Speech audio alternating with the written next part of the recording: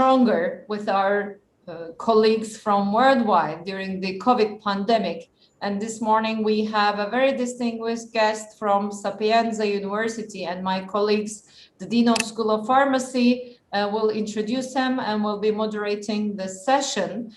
We will be sharing the webinar throughout to YouTube, and please write your questions to us and we will be forwarding them to Professor Sasso at the end of the meeting. And I hope you have a great webinar today and look forward to more collaboration with Professor Sasso and being able to host them in Bezmalem in person and having a time to have a cup of tea. And take care. And Professor Topçu, please.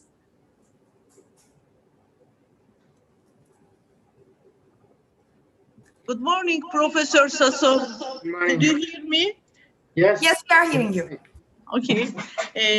You're welcome once again to Bezmalem Vakıf University. We are happy to see you again. Today, our guest is Professor Sasso. He's from Sapienza University at Rome. He's a faculty member of Pharmacy and Medicine at Sapienza.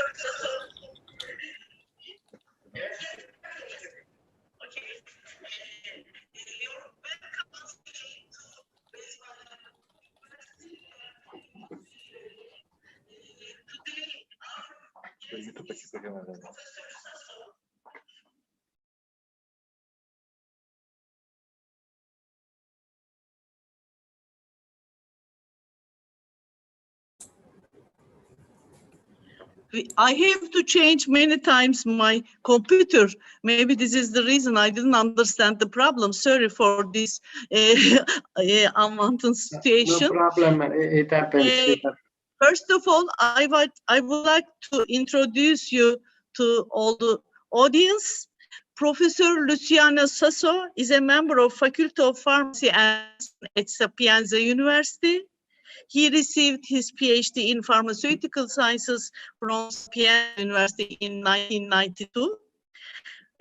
Professor has extensive experience in international relations, and he's currently director of European networks at Sapienza University.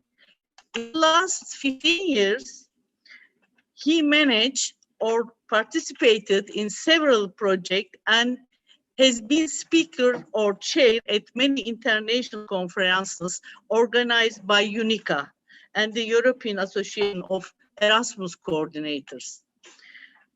Professor Sasso had responsibility as a member of the steering committee of UNICA for 2 mandates.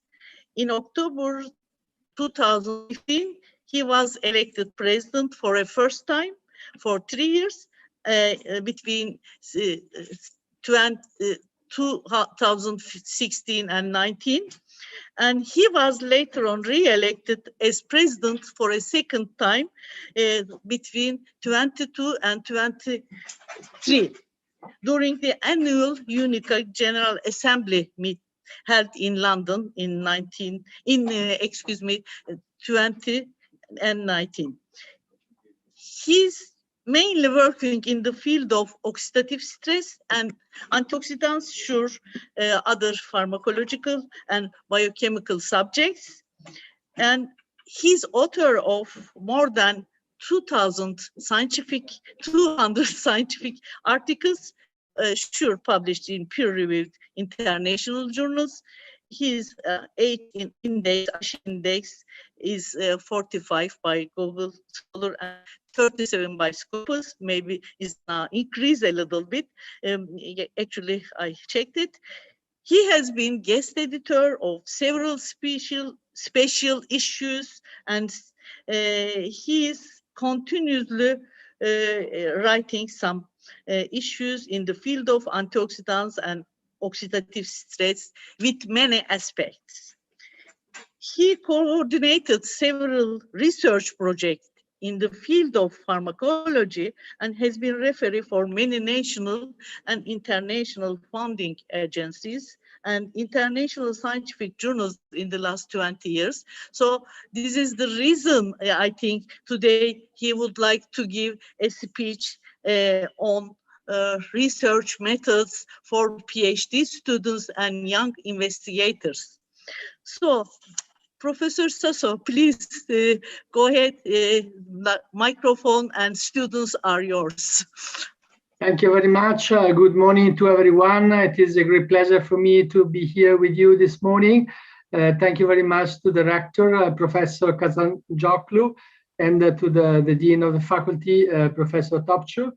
I will start immediately to share my screen and to start my presentation, and I will leave some time at the end for discussion, for questions, so I hope you will have some for me. So let me share this. Yes.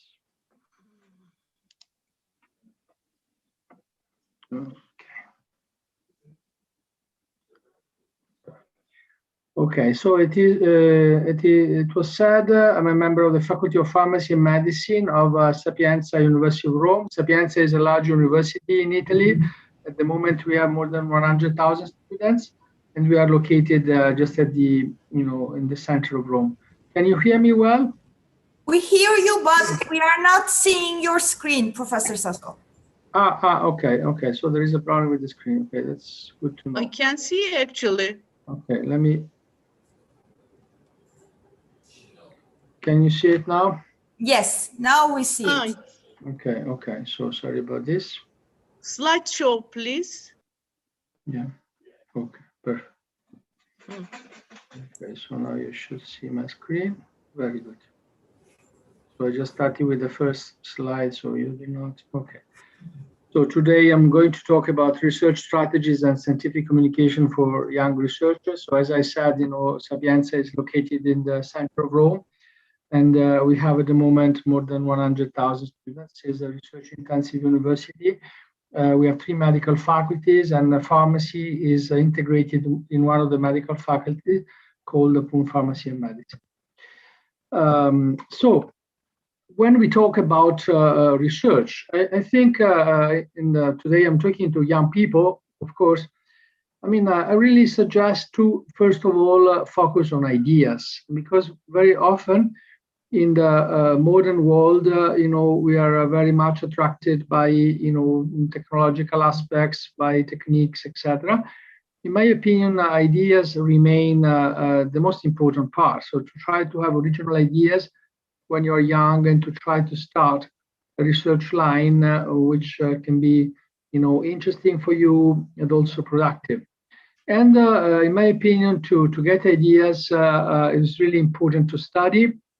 And of course, to read books, first of all, good books. There are many books, of course, around, but not all of them are really excellent. And but there are many excellent books that you can access nowadays. Reviews are probably a good way for young people to get acquainted with new topics. Sometimes you have a nice idea, maybe you study something that is interesting for you, you want to know more.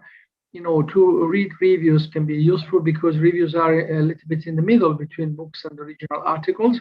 So they are a bit more general and more actually easy to read. So again, this could be a good idea for young people to focus on reviews. And then, of course, at a certain moment, you need to go to original articles, which is quite challenging nowadays because, as you know, PubMed, for instance, has 30 million articles at the moment. And then there are other databases like Scopus with more than 50 million. So it's very difficult to know everything.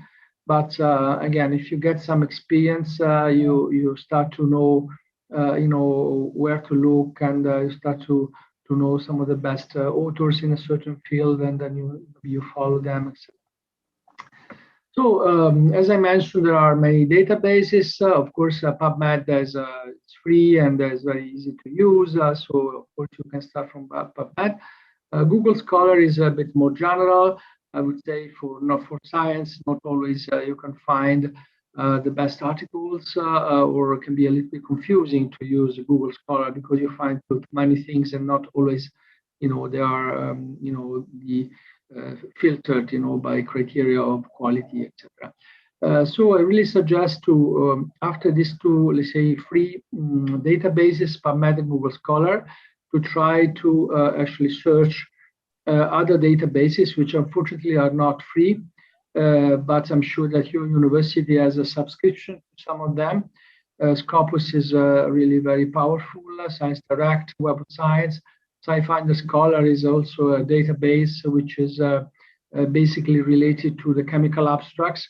And, it's not only chemistry, because chemical abstracts, they actually have information about all possible chemical entities and proteins, for instance, receptors, genes, they are chemical entities. So basically in SciFinder Scholar, you can find also a lot of interesting information.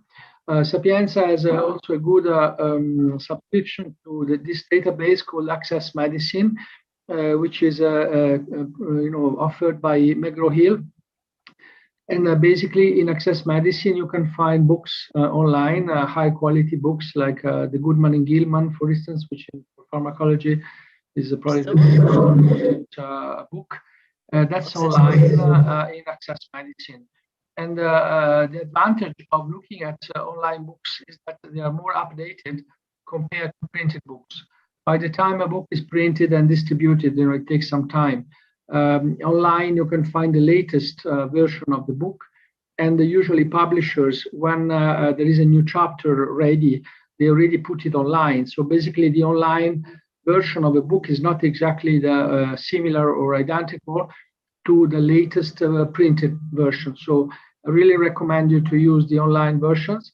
And also you can search a book online, by keywords. You put maybe as a term, the name of a drug or a monoclonal antibody or whatever. And then you can find that drug maybe in different chapters, because maybe you can find the drug in, in the chapter related to cancer, but also maybe a chapter related to inflammatory diseases. So I think it's a good way to use online resources nowadays.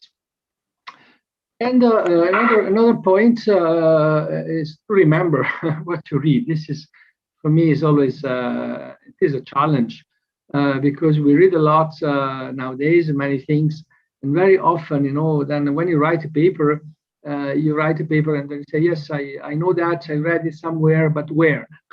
And then when you have to cite that information for an article, that is essential. You cannot just say, yes, I read it somewhere. You have to exactly cite. And this is something that, for me, I put this picture on the screen because this was the system I used when I was young. And I know young people now, they are smarter. They have a lot of other methods. But just to tell you that you need to find your own method to remember what you read, because again, it's essential always to quote the sources of information that you're using. It's very important in science.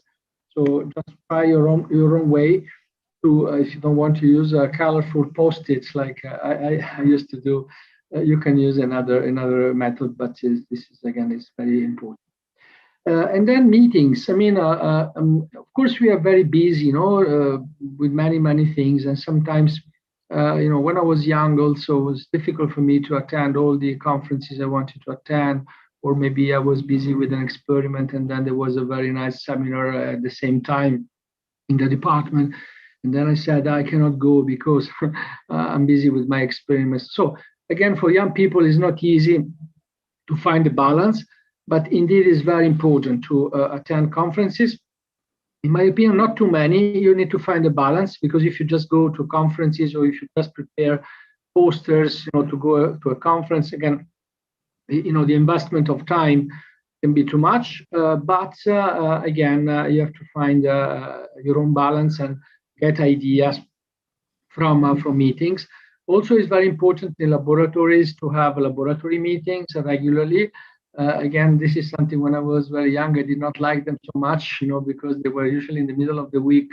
And then, you were busy with your experiments, and then your boss was asking you, you have to be there at 9 a.m. For 2 hours, etc. But again, it's very good to share ideas with your peers, with the other laboratory colleagues, etc., to see what you're doing. Sometimes, if you talk with other people, sometimes, you save a lot of time, because maybe you don't do an experiment, which will take maybe a week because you realize that is not really very useful. So, I mean, nowadays I really value more all the time that you can invest in talking with people, in meeting people, etc. Networking, of course, I finished my PhD before the internet, so I'm really a dinosaur. But I mean, for young people, I think networking is now so easy, and I mean, I will come back to this later on when I will talk about ResearchGate and other tools that you can use for networking. Yeah, this one I will come back to this. ResearchGate is really very nice. It's free of charge, so young people can register. And you can follow people. You can ask reprints to colleagues, the PDF files. You can see what other people are doing. So it's really, it's like a social network, but for science. And I really recommend young people to register in the ResearchGate. I think it's really useful. So another point is, how much you want to risk. And this is another, important point, because, when you are very young, you're doing your PhD, you want to finish your PhD. Maybe in some universities, there is a rule that you have to publish 1 or 2 or more papers before, you can submit your thesis. This is really depends on the university, depends on the faculties. But this publish or perish culture sometimes is inducing young people not to risk too much, because if you start an experiment which is very difficult and maybe you will fail, after some time you have nothing in your hands to present, and so you are a little bit afraid. But of course, if you risk more, then you will get maybe better results, more original, and then this is good for your career. So, and similar thing to originality. If you are very original, you may actually fail more often, but again, your research may have more value. And the impact, this is in science is very difficult to assess. There are some researchers which started, as very theoretical and without much value, and then they had a very high impact. If you think of electricity, when at the beginning of the 19th century, scientists were doing the first experiments related to electricity, people were thinking that they were crazy people, and nowadays, I mean, our society is based on, electricity and magnetic fields and the communication, etc. So it's very difficult to assess, but again, I try to think also of the impact. What is your research about? What you may actually bring to the society in general, also with your research. And another important point is interdisciplinary research. This is Leonardo da Vinci. Leonardo da Vinci was not exactly a scientist because the first scientist we actually consider Galileo Galilei, but Leonardo was of course a genius, when capable of going, from different disciplines, painting and engineering and anatomy, etc. And I have to say, of course, he was a genius. Not everyone can do that.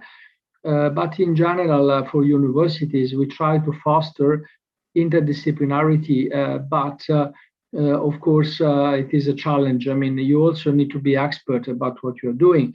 And if you talk about pharmacy, for instance, is a really degree program in which all the disciplines are complicated. You go from inorganic chemistry to clinical pharmacology. So basically, you need to know chemistry, biochemistry, physiology, pharmacology, pathology. So it's really difficult, I think, in pharmacy to have a full, interdisciplinary education and then even know something else. Then people say, you should know also a little bit of ethics and then philosophy and then maybe legal issues.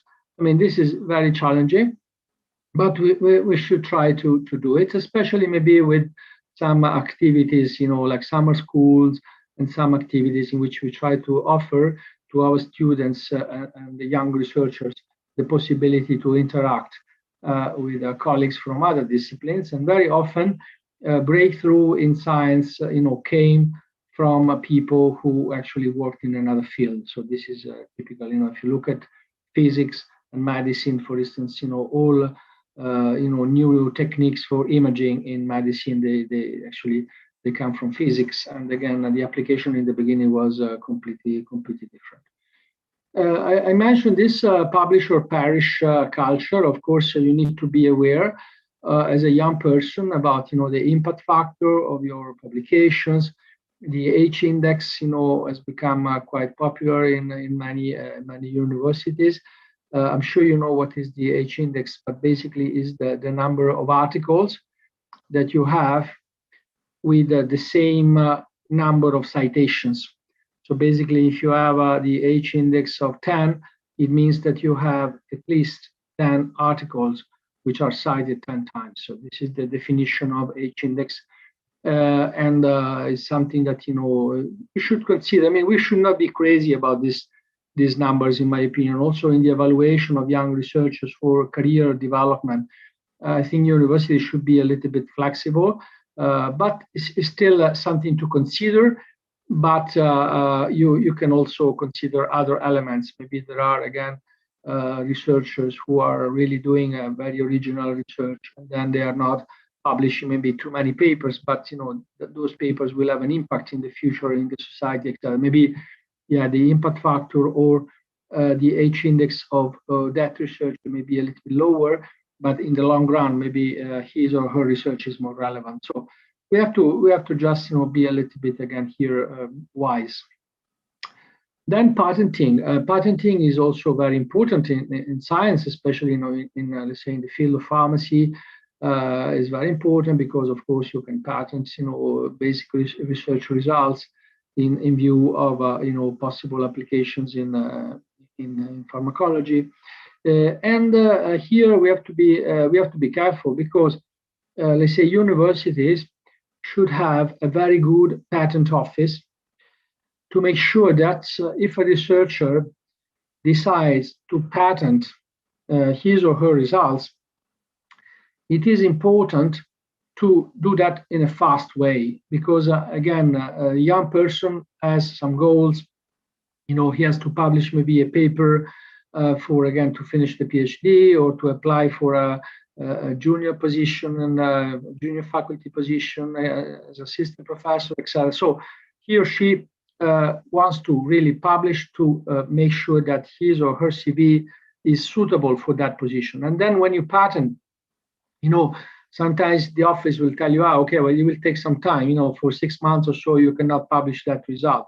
So this is bad usually for young people. So this is a responsibility of universities to have a very efficient, patent office to make sure that there is no delay for publications. Because if you publish anything, then you cannot patent. Even if you go to a conference and then you present an abstract on a certain data, you cannot patent that data anymore. I mean, this is the rule. So the European Patent Office and other offices in the world, of course, in each country there is also a kind of an official institution to take care of these issues. But the general rule is originality. You cannot patent something that is not completely new. So this is an issue. And another point is universities, they should use well the patents because I can say. In the past, in some universities, in some countries, the situation was like, you make a patent and then you put it in your CV. I made a patent. Okay, and so what? The patent is not a publication. The patent has to, be used at a certain moment. So you need to reach out to companies to see if they are interested in that patent, and then, in the end, make an agreement with the university, with the researcher, etc. Otherwise, a patent sitting in a drawer of the researcher or the university, it doesn't make sense. Because to make a patent is an investment of money. You pay money to make a patent, and you have to use it. So it's very important for universities to have a good portfolio of patents, and then to reach out to companies to see if they are interested in those patents. So this is something that, again, is more a responsibility of universities rather than young researchers themselves. Then, of course, you have to plan very well what you're doing. As I said, to plan an experiment is really essential. Otherwise, you may waste a lot of time and money before doing that. The quality, of course, of what you're doing is essential.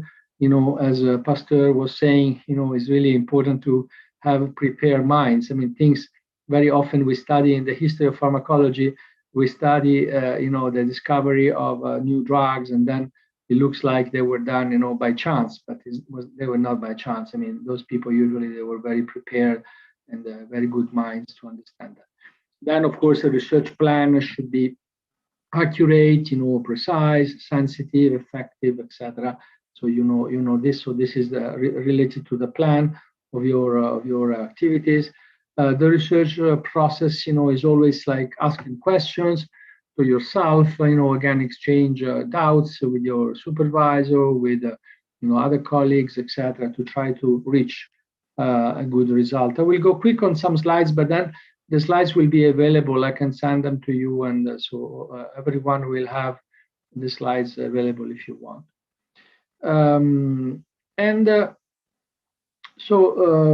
We have to really kind of have an overall approach to see what we know before starting a project.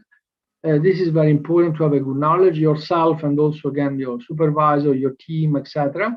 Try not to repeat, experiments which are actually already, as we say, it's good not to reinvent the wheel, to spend money and time to do things that have been done before, and maybe we know that they don't work, etc.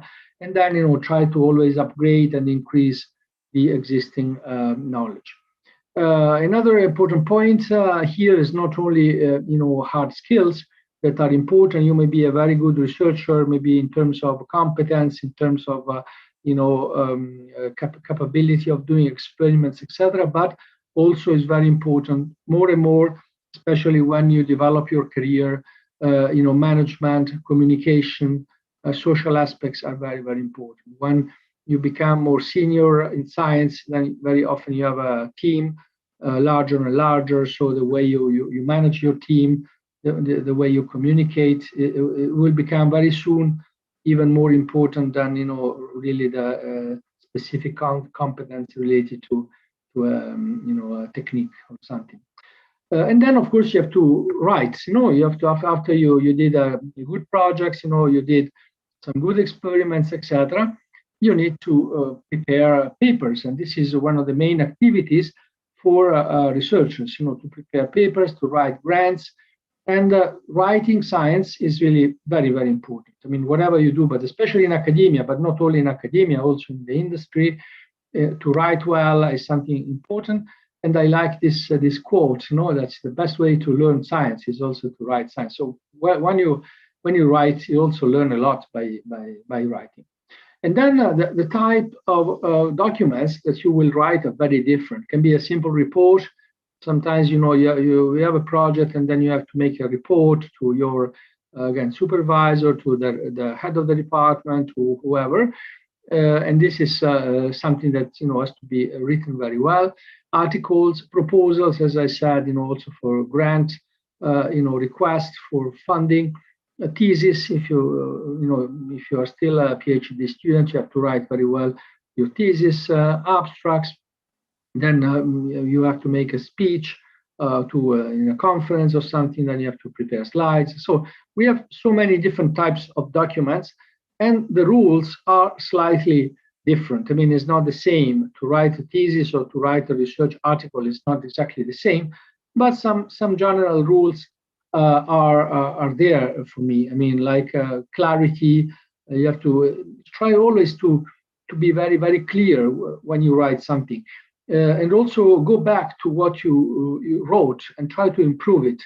I have to quote here, a French poet, Voltaire, who actually wrote, to a friend, sorry, my dear friend, I'm writing to you this very long letter because I did not have time to write a shorter letter to you.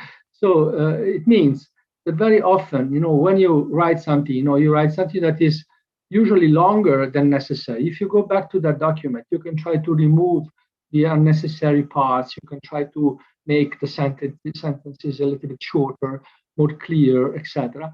So clarity for me is very, very important. Of course, you have to look at how consequent is what you're writing, you know, from the introduction to the conclusions. You know, you have to follow a logical thread, you know, to go in a good direction. So there are these general rules. Consistency also, the people who work with me, they were making fun about this because I was always repeating you have to be consistent. And you know, if you start, let's say, an article and then you describe first experiment A, experiment B, experiment C, you have to keep, you know, that order. You cannot just, you know, in the discussion start to discuss, you know, experiment C and then you go back to experiment A. So this is not scientifically wrong, I have to say, but it's not nice for the reader. The reader will get confused. And very often when you send an article to a journal, you know, the referees will also tell you, no, this is your article. Maybe it looks like a good article, but it's very difficult to read. Very often this is the reason, you know, because it is not written in a very consistent, very clear way. And nowadays, this is really very important. I will go a little bit, you know, fast here. Yeah, so as I said, simplicity, precision, clarity, honesty. Of course, always, you know, you have to report exactly what you know you really think is true. You can make mistakes. I mean, it happens sometimes. You write something in good faith, and maybe that concept is wrong. But you have to, you know, try your best to avoid mistakes. You know, mistakes are always there, but you have to try to reduce. Okay, and then this is also something I like. You know, this is the general structure of a manuscript. When you write a scientific article, so you have the title, the abstracts and keywords, introduction, material and methods, results. Sometimes the results are combined with discussion, but I don't like that so much. I always prefer to separate results from discussion, conclusions, acknowledgements, references, and appendix. This is the general structure. So usually when you write you know, an experimental article, it's very good for me to start not from the beginning, but to start right in the middle. So usually I start from materials and methods, because okay, you finish the series of experiments that you have, so you just write what you did. You know, you did, you know, a certain number of experiments in a certain way, and this is without discussion. In materials and methods, you don't have to discuss anything. You just have to describe what you did. Then results, you just, you know, prepare. First of all, you prepare the figures and the tables of your result. This is, for me, is the first thing, because then you put in front of you the figures and the tables. Maybe they're not the final version. You can still improve them, but the preliminary tables and figures, they must be in front of you. And then you start to write the results. When you start to write the results, you look at the tables, you look at the figures, and then you just describe the results. And the results, they should be in the same order of the methods. If there is any discrepancy, you can go back and change the order of the methods. But, you know, consistency means that the order of methods and the orders of results should be exactly the same, consistent. And then discussion, you discuss your results. First of all, you discuss your results internally. You say, okay, what do I see? I mean, is it interesting that, you know, I see this phenomenon? I see that, I don't know, a certain drug is more active than another in my model, in my experiment. This is something to discuss. Why? Why is that? Is that something I expected, something I did not expect? So the first part of the discussion for me is internal discussion of what you see in front of you, your data. Then you also need to discuss your data in reference with external references. I mean, are you the first one to see that phenomenon, to see that effect, or others saw the same? Sometimes, you know, your article cannot be completely original. If it is completely original, it can also be risky, because if everything is completely new, you don't have any reference to say, okay, this is really true. I mean, or maybe I made a mistake, or maybe my method was not working well. So, I mean, to have some, let's call a repetition maybe of small small data in your article can also be useful to see. Yeah, I really saw that, I don't know, in my model of inflammation, my new drug was more active than a reference drug. So, and the reference drug was active as expected because another person before saw the same thing. So this is, your control should also refer to external data. They say, okay, this is something that I can really be sure that what I saw is true because I have a control which works well. This is something that, and you need to discuss that. At the end, you conclude, this is a little bit tricky. You don't have to summarize in a conclusion. You have to point out the most important elements that you really discovered. And here you can also give some perspectives, and people can say, and so what? What is the next step? What is necessary to do afterwards? So this is the conclusion part. So you can do conclusions and also perspective in the future. Then you acknowledgement, of course, you can thank, if you have a grant from a certain institution, if you have maybe you have been using I don't know, a reagent that was donated by somebody, sorry, there was a problem. I did not mean to put this red signs. Anyway, so the in the acknowledgement, you thank people or institutions, etc., for their contribution. And you see, until now, I did not speak about the abstract and the introduction, because this has to be, in my opinion, written at the end.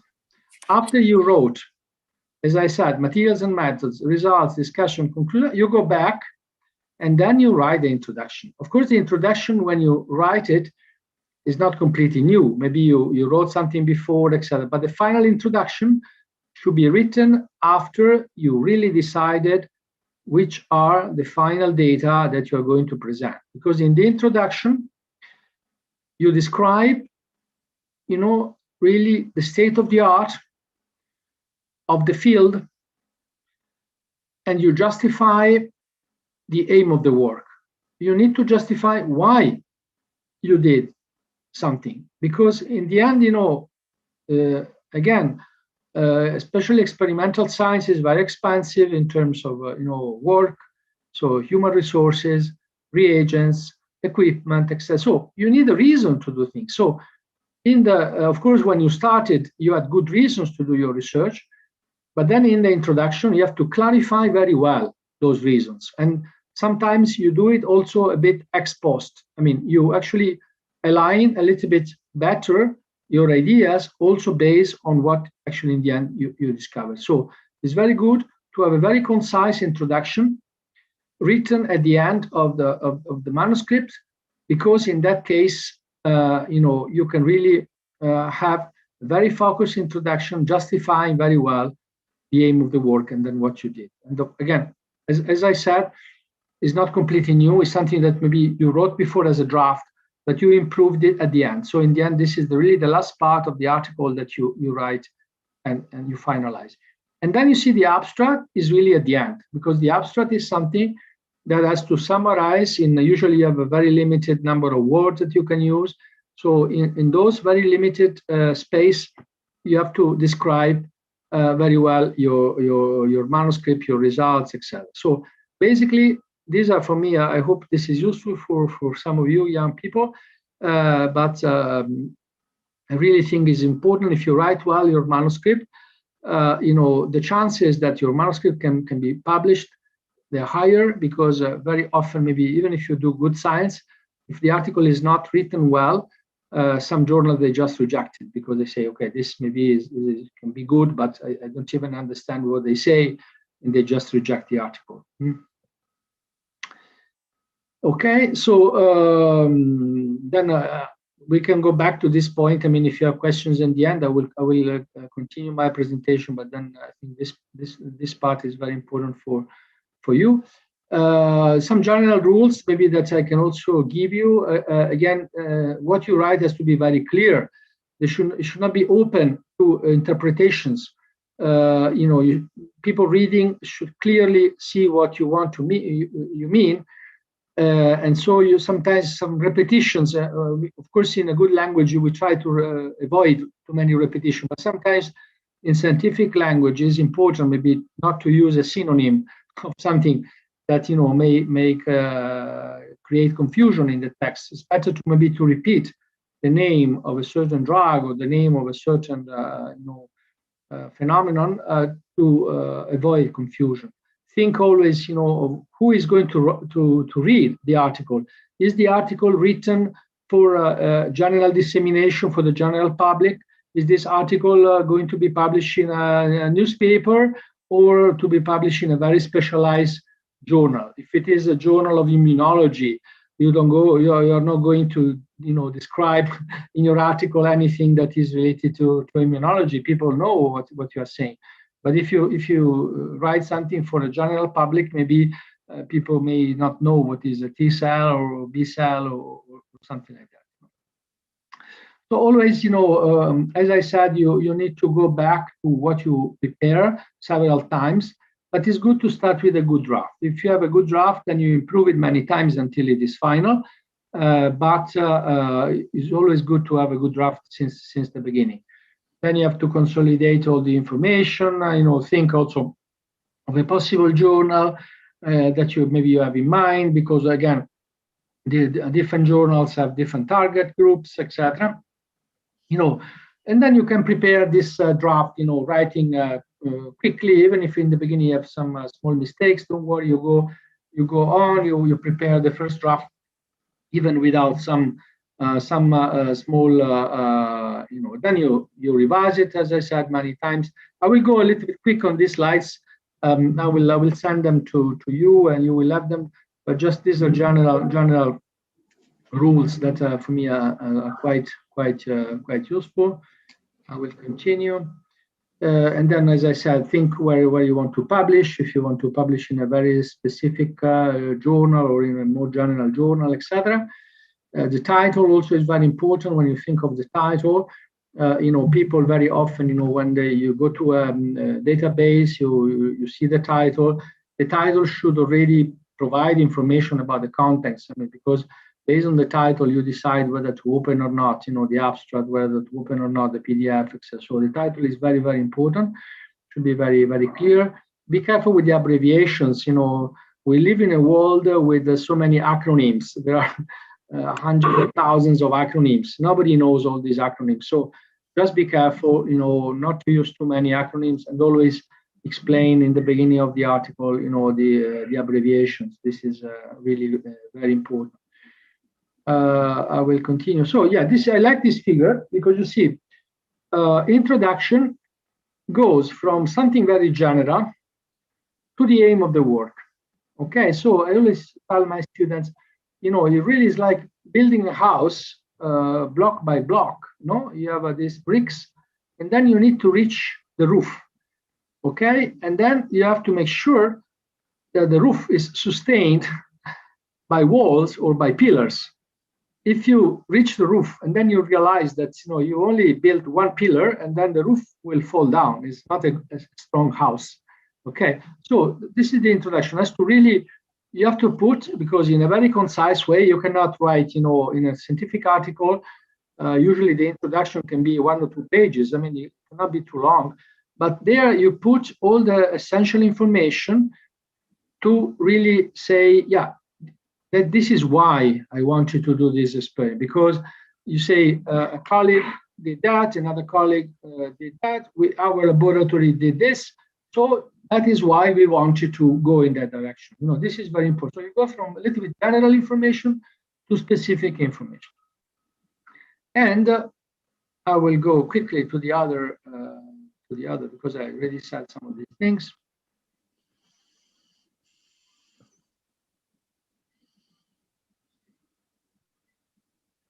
Yeah, and this you see is the discussion.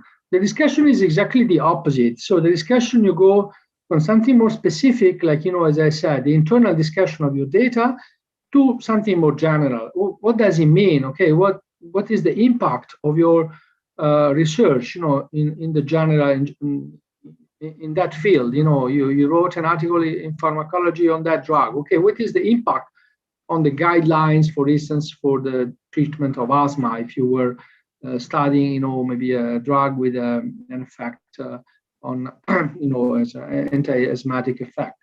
So this is, you see, it's completely symmetrical, the approach that you use in introduction with the approach you use in discussion. I will go quickly here. And then, of course, there are always interactions, between the different parts, etc. This is, of course, but again, the way in which, the discussion and the introduction, they have some similarities, but they are different, because the introduction is written thinking that, the data were not obtained yet. So the results are not there yet. In the discussion, you discuss and you have the data, you have the results. So you actually discuss, as I said, your results first, and the relationship between your results and the what is out there in general in the literature. Okay, then of course I said acknowledgements and submission. Okay, this is also very important. When you submit, an article, again, as I said, you have to choose well the journal. Don't worry. I mean, when you are young, it happens that your paper will be rejected. Don't worry at all. It happens. For me, I learned a lot from the criticism of referees when I was young. I was reading carefully, why the paper was rejected. I mean, if the paper is rejected with good comments, it's usually very useful. You can improve it. You can understand. You can understand what people thought about your article. You can improve it. So don't worry at all. I see there is a microphone open. Maybe, yeah. So just submit it to a journal that you think would be feasible. Don't aim too high. I mean, you have to have a feeling. I mean, what I have in my hands. Is he, as I always say, is this the discovery of America, or it is a normal article with some normal results? So don't try to go to Nature or Science if your article is a normal article. I mean, you try to have a really, but try to aim. I mean, also not too low. I mean, try to be confident in yourself. Okay, I did a good work. Then this article can be interesting for that audience, and you try. And sometimes, again, you get a rejection, or, it's good if you have, maybe some people, of course, you get not a rejection, but you get a result like, they ask you major revision. So the article is not accepted, but it's still not sure if it will be accepted because they are asking you to revise it in a major way. If you do it well, after major revisions, can be actually possible very often to publish an article, because if you, again, you have a chance to revise it well.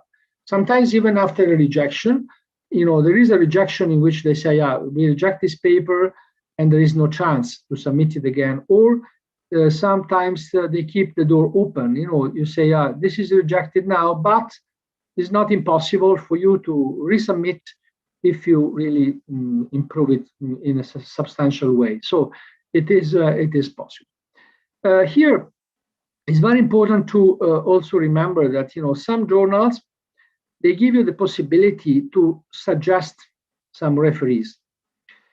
Referees, as you know, are experts who will judge your article in the peer review system. So after the submission, the referees will evaluate your article. You don't know who the referees will be in the end.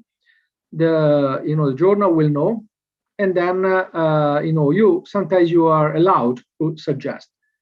This has to be done in a very ethical way, in my opinion. So I don't recommend.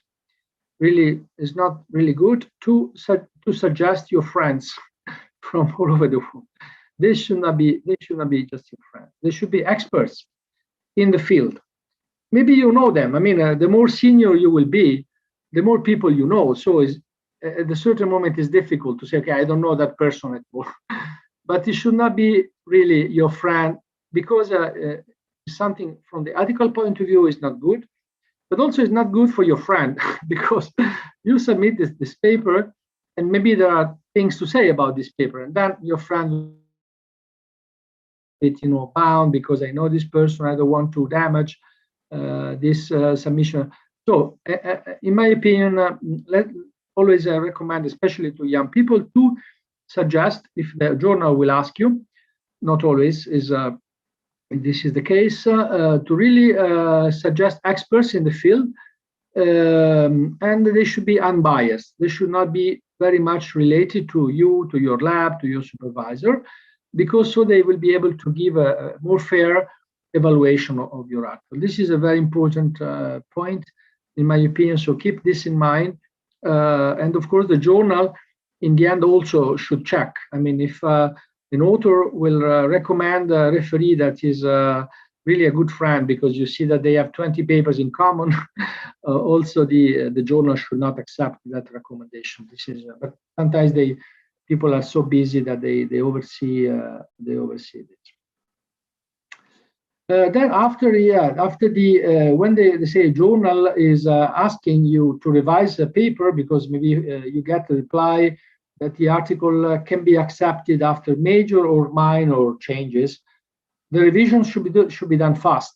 You don't wait till 2 or 3 months unless it is necessary because you need to do new experiments. In that case, you can also reply back to the journal and say, yes, we are going to revise it, and it will take 3 months because what you are asking us is to do a complete new experiments. So it takes 3 or 4 months to do that.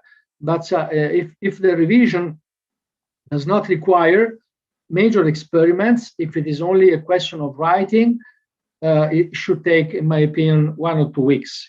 Don't wait 2 months, to revise a paper, because this is not good for the journal.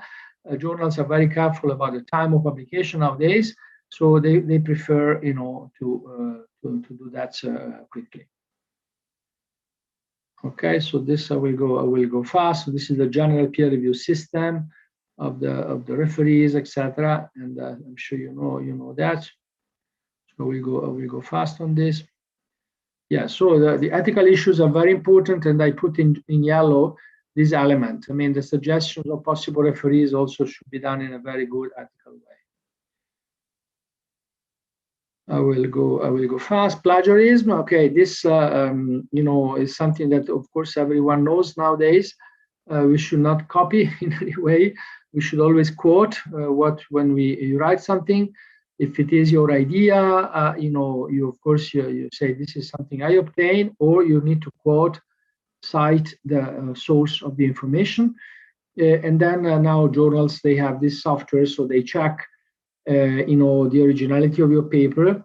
Sometimes there are small, let's say, I can share with you accidents, like they tell you, your paper is 25% not original. And then you look at, because they send you the PDF file with in color, they show you where you copy things. And then very often is like methods, that you have the description of the method or the reagents are copied. They say this is crazy. Of course they are copied because the technique has been published before by me, and then so we have to be careful that plagiarism does not mean in science that you repeat the description of the technique, because if I use a technique and then I publish a paper with that technique, of course you have to describe it in a way that very often is similar. So, but plagiarism means that in the results, the figures, the tables, the discussion should be original. It should not copy that part. Okay. Then another important part is related, as I said, to this soft skills. So not only good science, but again communication in different ways. I actually, some of the ideas that I presented today are written in this manual that is available for free online. So on the slide, you see the website. I will also send it to you maybe in the chat later. So this is a manual on scientific communication for postgraduate students and young researchers. So I hope this will be useful for you, and so that you can have more in detail some of this information that I provided today in this webinar. As I said, I want you to go back to ResearchGate, which I think is very useful for you. As I said, in ResearchGate, you can find publications, citations, You can ask PDF files to colleagues. You can follow or be followed. And you can also look for jobs. Actually, in ResearchGate nowadays, there are opportunities open. So I really recommend to young people to use a lot ResearchGate. This is, as an example, is my profile, which is online. You can have a look, Luciano Saso on ResearchGate. And again, I use it a lot myself. I also want to mention, as it was said, my field is oxidative stress. I also am guest editor of some issues at the moment. They are also here in the slides on good journals like Antioxidants or Molecules or Frontiers. So if any young colleague is working in the same field of oxidative stress, you can have a look. And let me also tell you here that I don't know if you know the difference between open access journals and journals which are not open access. This is also important, to publish articles as a cost. Is not completely free. So usually the two models nowadays are some publishers like Elsevier, Wiley, etc. They tell the researchers, yeah, you can publish for free. So basically the researcher, the author, does not have to pay anything. But when you do that, you transfer the copyright of your article to the journal, to the publisher. It's not yours anymore. Imagine that, if you are a singer, you write a song with your own music, okay? And then you ask to go to a concert, and the organizer of the concert will tell you, yes, you can sing your song, but you need to give me your song and your music. So you do it once, and then next time, if you want to sing again your song, you need to ask permission. This is exactly what happens to science nowadays. So to make a long story short, the way to keep your copyrights in your hands, please close the microphone. I think there is a microphone open somewhere. So the way is, instead you can pay directly a certain amount of money to the journal, and in that case, that becomes open access. Means that the PDF can be put on the internet. You can share the PDF with whoever you want because the article is yours. So I publish actually in journals with open access or not. But when when I'm a guest editor of a journal, very often I guest edit open access journals. So don't be afraid if you see the contribution is called Article Processing Charge, APC. This is not something that you pay and then you publish the article in an easy way. No, that is not the meaning. The meaning is that the journal cannot sell articles to libraries like other publishers do, because again, Elsevier or Wiley, they don't charge authors, but they charge the libraries of the institution. So basically, it's a different model. And in open access, you can share the PDF, you can put it on your website, you can do whatever. So these are some examples of open access journals, Antioxidants, Frontiers, and Molecules. These are good journals with good impact factor. Also, I want to invite all of you working in the field of redox biochemistry or pharmacology to attend some of these webinars. They are high-level webinars, completely free. You just need to register, and we have a webinar per month with very high-level speakers from all over the world. So this can be a good opportunity, I think, for you young people to attend some of these webinars. The website is antiox.it.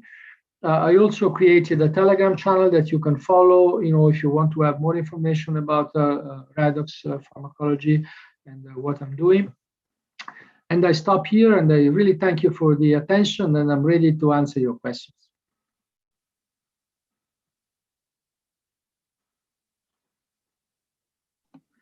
Thank you very much, Professor Saso. It was really great presentation. I think all of us, especially the people who are in the beginning of careers, utilized this speech.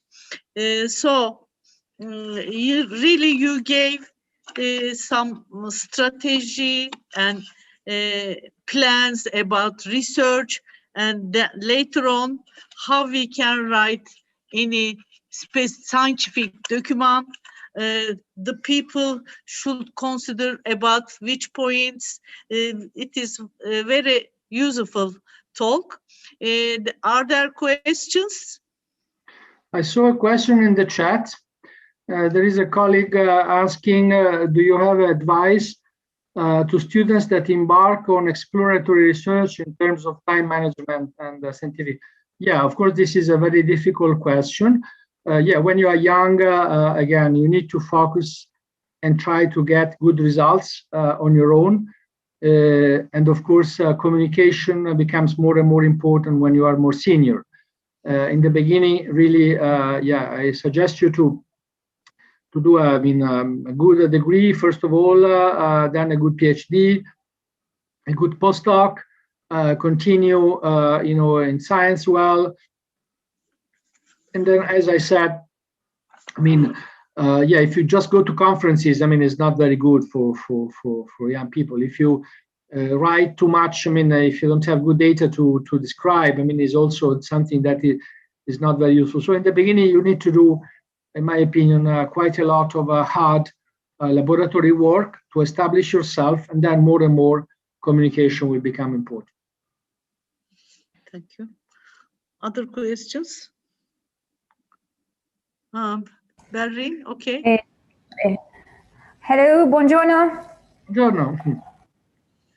Okay, I'm a PhD student here in Turkey, and I have some basic questions for you. Yes.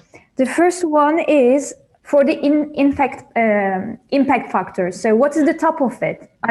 Is 5 okay, 6 okay, or which is the best one or the middle one? This is the first question.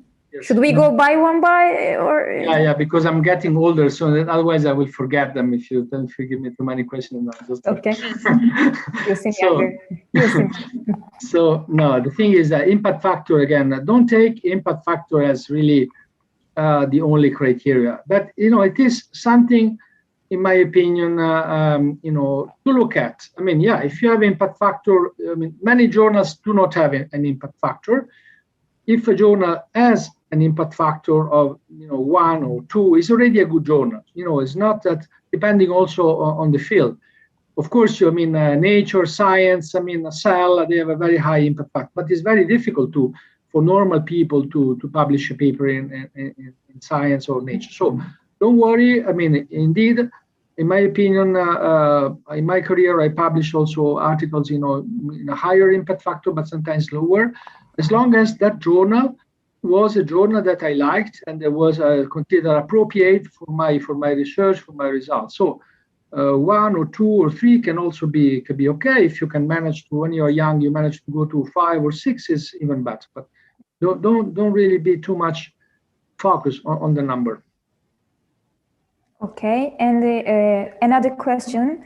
Yes. So do the referee see our names when they check our Yes. papers, author's name? So it's not, but then it's not fair. I think they shouldn't see our names then. No? Yeah. Okay, and this is a good question. Thank you very much.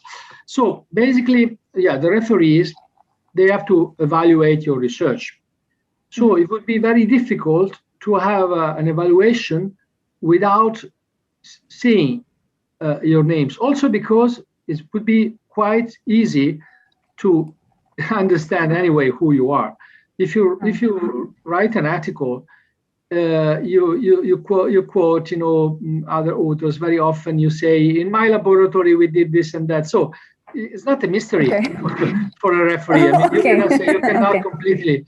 On the contrary, it's good that the authors are not in touch directly with the referees, because otherwise, if the referee will know, yeah, maybe because again, at a certain level, people know each other. It's not possible to have a referee coming from Mars. They're coming from this planet, and in a certain field, people know each other.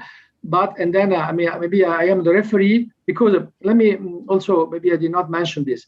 Referees are normal people. So you are an author in a certain situation, and sometimes you are a referee. So not referees are full-time jobs. These are people who work in the field. And sometimes, I'm the referee, and then I don't like a certain article. I need to be free to say, okay, this article unfortunately is very bad, even if I know the author, and then the author will hate me, but still I want. So it's a way to protect the referee, to make him or her more free to just say the truth. And let me also tell you, if let's say, because another question could be, okay, maybe I have a competitor and I don't like that competitor. Okay, so I'm the referee, so I say I want to say something bad about this article because I don't like that guy. But the mechanism is that the journal will ask more than one referee, and the referees are not in touch with themselves. So imagine that the journal sends the article to 3 referees. And I say, as a referee, I say, this is very bad because I really hate that guy. But the other 2 will say, this is really good article, it's really interesting. So the journal, I mean, the chief editor will know that I'm saying this for personal reasons. So my reputation also will be damaged. So referees, even if, they should not really put personal issues there. You really need to evaluate in a very fair way the article. Okay, and last 2 questions. Sorry to take your time, but last 2 questions. Yeah, to ask questions with pleasure. Yeah. Okay, and one question is about patents. So you said if you present them, you can't apply for a patent, right? But I'm a PhD student, so I have one study, one work, and I have to present some part of it in conferences. So if I present one step of it, just one step of it, still, do I have chance to apply for the complete work for the patent? Yeah, this is a difficult question. Depends on on what you are talking about. I mean, but when you apply for a patent, the evaluators, because the patent will be evaluated, and the evaluators, they will check the literature. They are very good in checking the literature. If they find an abstract, if they find an article in which your idea is described, your patent will be denied. They will tell you this is not original, So you have to be careful. So if you want to patent something, it is better, as I said, to try to do it immediately. And you have to tell the office of your university, say, yes, maybe I'm interested in patenting this, but I need to finish my PhD, in, I don't know, June 2022. So don't delay my publications. I mean, if you help me to publish in 2-3 months, to patent in 2-3 months, then it's okay. Otherwise, in a way, it's also your choice. I mean, you can also say, yeah, I don't want to patent because I really want to publish my paper.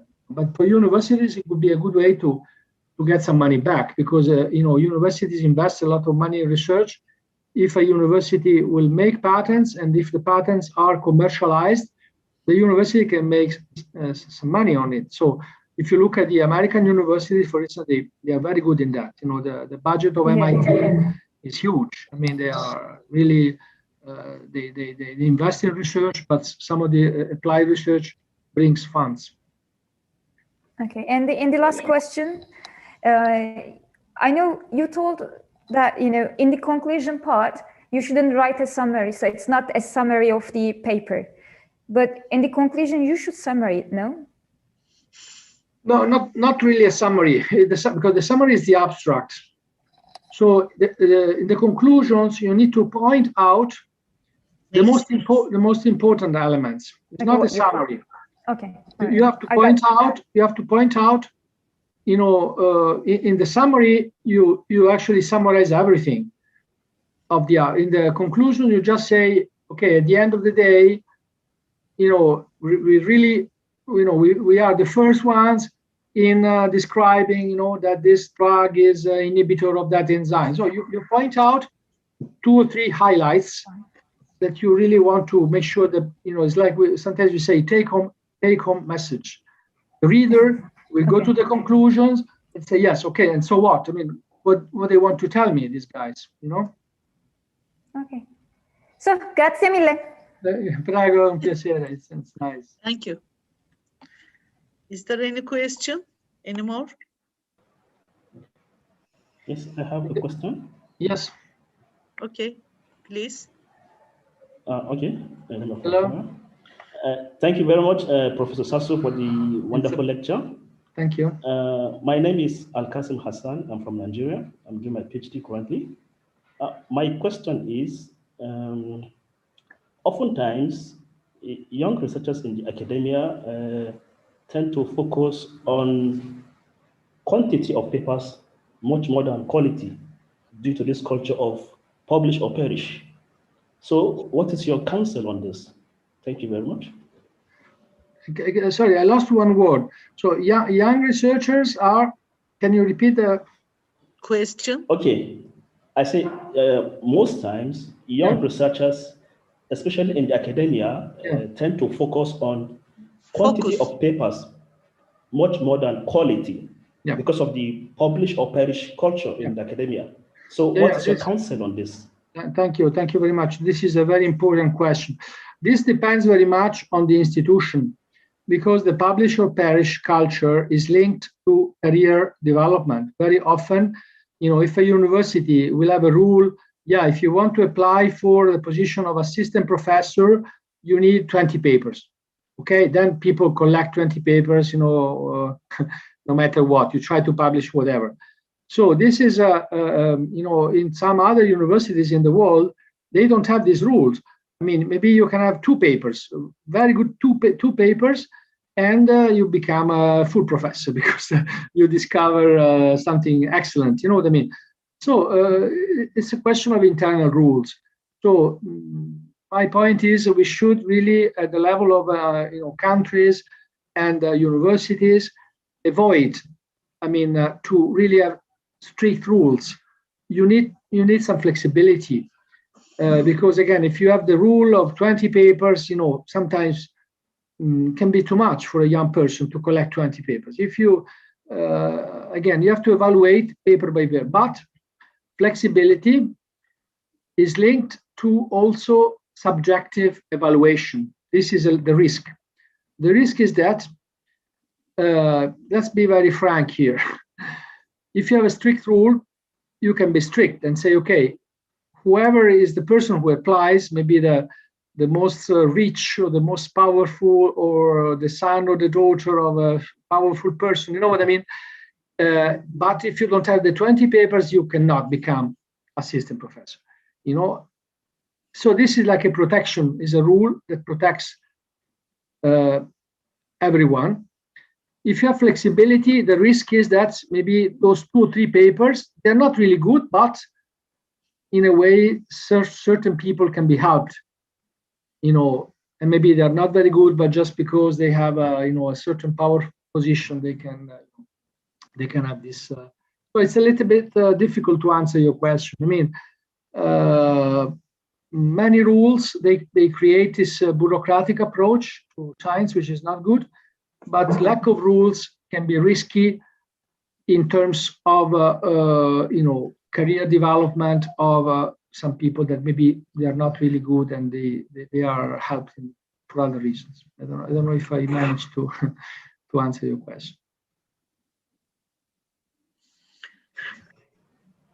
Thank you very much. You did. Any more question?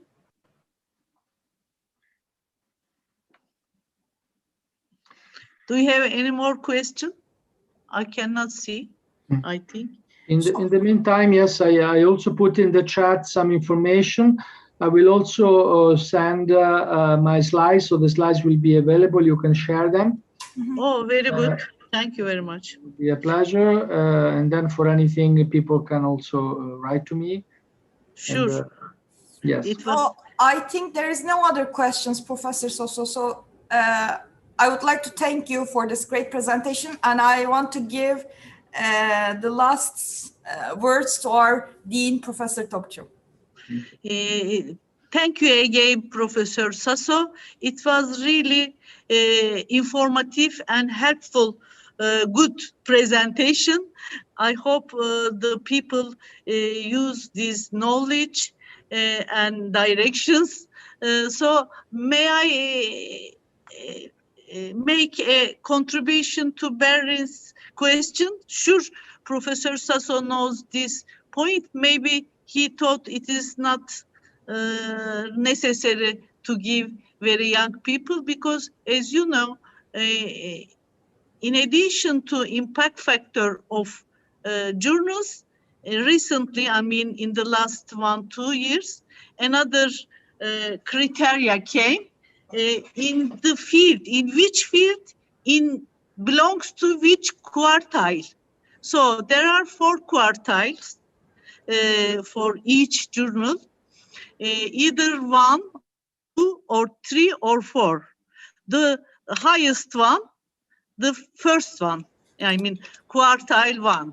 Maybe you can check the impact factor of the journals considering their quartiles. I am saying to the young people, sure the professors knows that.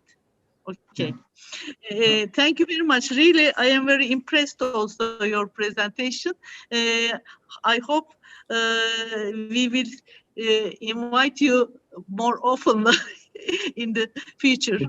Also, we can do some collaboration in scientific area, hopefully. Perfect. Thank you very much to all for listening, and we keep in touch for possible collaboration. All the best to all of you. Okay, have a good day. Thanks a lot. Bye-bye then. Bye-bye.